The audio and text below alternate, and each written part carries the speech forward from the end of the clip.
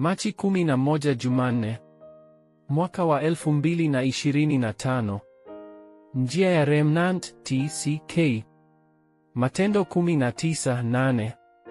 Paulo aliingia katika sinagogi na kuzungumza kwa ujasiri huko kwa muda wa miezi mitatu, akijadiliana na watu kuhusu ufalme wa Mungu.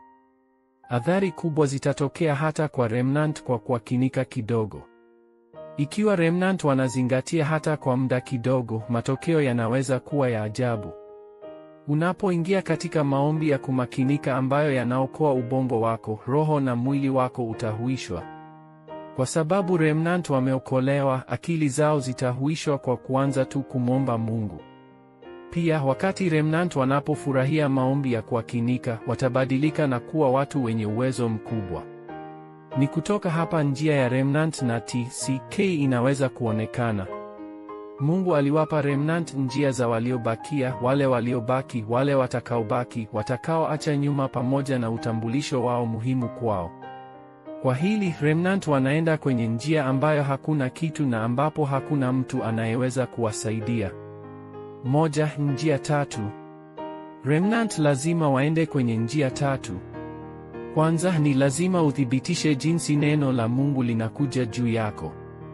Ikiwa uko katika hali ambayo huwezi kuona utimilifu wa neno hata kidogo, lazima unyenyekee na kujishusha hata zaidi.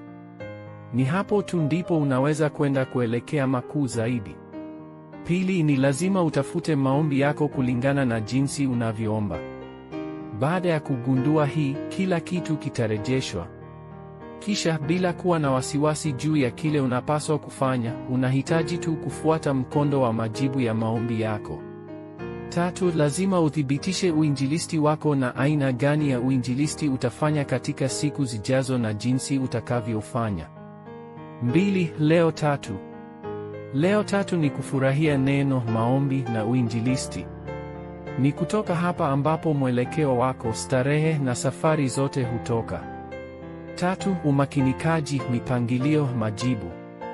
Remnant lazima wafuate umakinikaji wa aina tatu, mipangilio tatu na majibu tatu. Kuanzia wakati huu na kuendelea, nguvu hutolewa kwa Remnant. Kwa sababu nguvu imewekwa, inakuwa Baptizan na Remnant kuwa walinzi. Remnant lazima waende hatua moja mbele wanapoomba.